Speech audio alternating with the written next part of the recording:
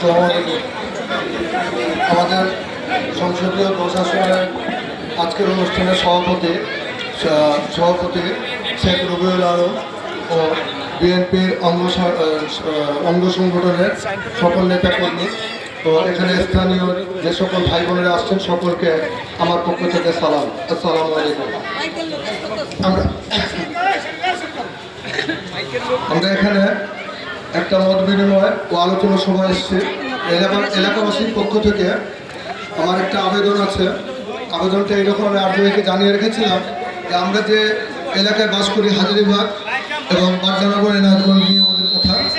আমরা মাদকের জন্য সবচেয়ে বেশি গার্জেনরা যারা মুরব্বী তারা খুব বেশি সন্তানদের নিয়ে বিপদে আছে বলতে গেলে বর্তমানে বিক্রেতারা সেলসম্যানশিপ করে, বাসায় এসে দিয়ে যায়, ছেলেদের যেতে হয় না, নক করে টাকা ডিব্বা দিয়ে ফেলে নিয়ে যায়, চোখের সামনে দেখি, বলার নিরাপত্তা নেই, আটকা দেয়, কোনো সমস্যা আমাদের উপরে আসতে পারে।